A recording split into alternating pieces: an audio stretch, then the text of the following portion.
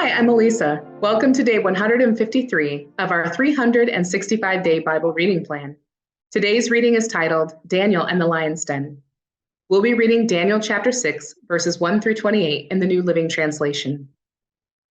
Darius the Mede decided to divide the kingdom into 120 provinces, and he appointed a high officer to rule over each province. The king also chose Daniel and two others as administrators to supervise the high officers and to protect the king's interests. Daniel soon proved himself more capable than all the other administrators and high officers.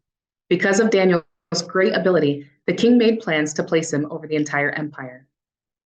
Then the other administrators and high officers began searching for some fault in the way Daniel was handling government affairs, but they couldn't find anything to criticize or condemn. He was faithful, always responsible, and completely trustworthy. So they concluded, our only chance of finding grounds for accusing Daniel will be in connection with the rules of his religion. So the administrators and high officers went to the king and said, "Long live King Darius.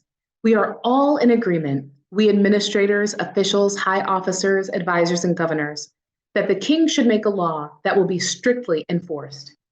Give orders that for the next 30 days, any person who prays to anyone, divine or human, except to you, your majesty, will be thrown into the den of lions.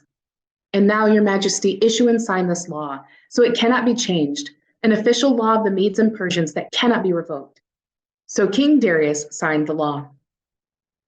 But when Daniel learned that the law had been signed, he went home and knelt down as usual in his upstairs room, with its windows open toward Jerusalem.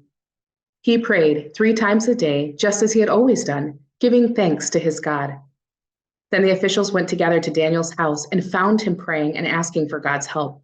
So they went straight to the king and reminded him about his law. "Did you not sign a law that for the next 30 days, any person who prays to anyone, divine or human, except to you, your majesty, will be thrown into the den of lions?" "Yes," the king replied, "that decision stands. It is an official law of the Medes and Persians that cannot be revoked." Then they told the king, "That man Daniel, one of the captives from Judah, is ignoring you and your law. He still prays to his God 3 times a day." Hearing this, the king was deeply troubled, and he tried to think of a way to save Daniel.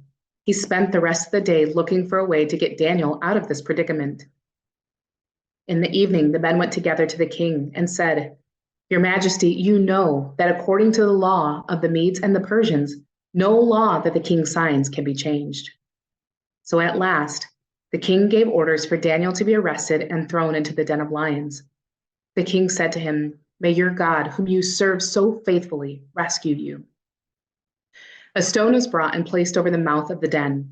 The king sealed the stone with his own royal seal and the seals of his nobles, so that no one could rescue Daniel. Then the king returned to his palace and spent the night fasting. He refused his usual entertainment and couldn't sleep at all that night. Very early the next morning, the king got up and hurried out to the lion's den. When he got there, he called out in anguish, "Daniel, servant of the living God, was your God, whom you serve so faithfully, able to rescue you from the lions?" Daniel answered, "Long live the king! My God sent his angel to shut the lions' mouths so that they would not hurt me. For I have been found innocent in his sight, and I have not wronged you, your majesty." The king was overjoyed and ordered that Daniel be lifted from the den. Not a scratch was found on him, for he had trusted in his God.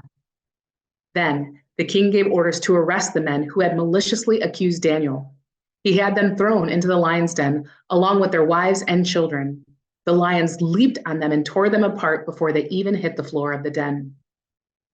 Then King Darius sent this message to the people of every race and nation and language throughout the world: "Peace and prosperity to you. I decree that everyone throughout my kingdom should tremble with fear before the God of Daniel. For he is the living God, and he will endure forever. His kingdom will never be destroyed, and his rule will never end. He rescues and saves his people. He performs miraculous signs and wonders in the heavens and on earth. He has rescued Daniel from the power of the lions." So Daniel prospered during the reign of Darius and the reign of Cyrus the Persian. Thanks for joining us for today's reading. And remember, everyone has an invitation to sit at Jesus' table. We hope you'll find your story and purpose in God's story.